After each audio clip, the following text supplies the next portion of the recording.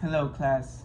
Today we're gonna be going over the different steps involved in the muscle contraction, as well as we're gonna be going over the different type of muscle fibers in our body.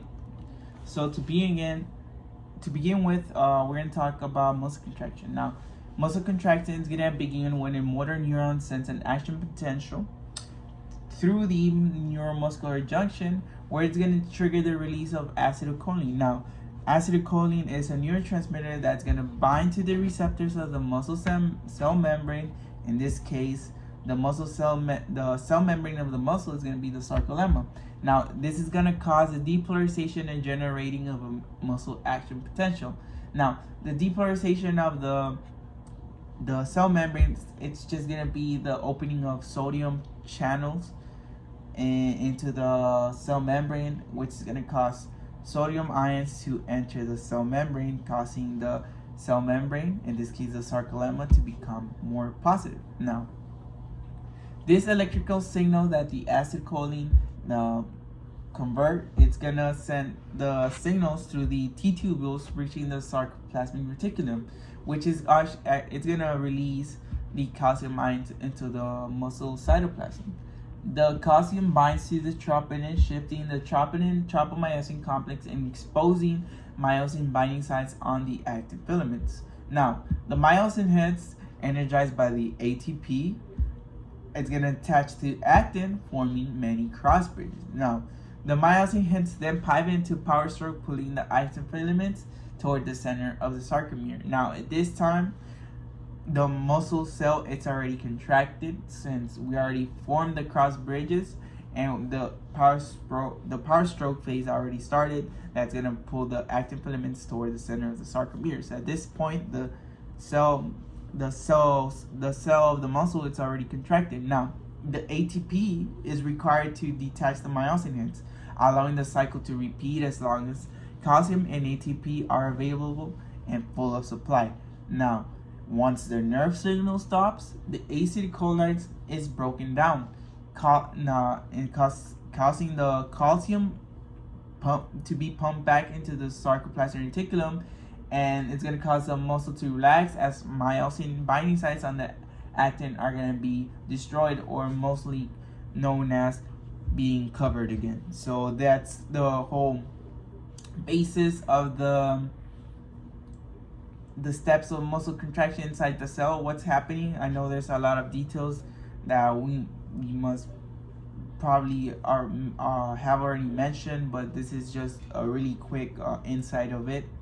Now, moving on into the different types of muscle fibers in the human musculature, we're going to begin with type 1, which is going to be our slow twitch, or in this case, oxidative fibers.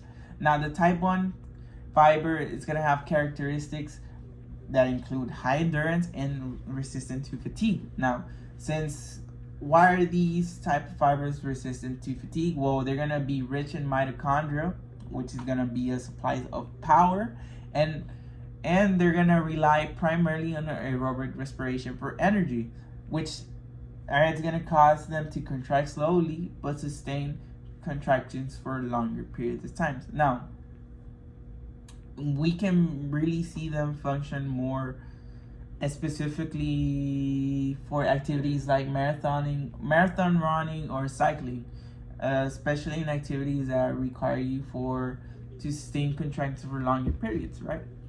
So in the case of type 2, the type 2, I know they call it in the PowerPoints Type2 X, but in this case I want to call them Type A, which is going to be your fast twitch oxidative glycotic fibers. Now, the characteristics of these fibers are going to have intermediate properties between Type 1 and Type 2 fibers, which is going to cause both aerobic and anaerobic metabolism for energy. So they're going to be a combination of both.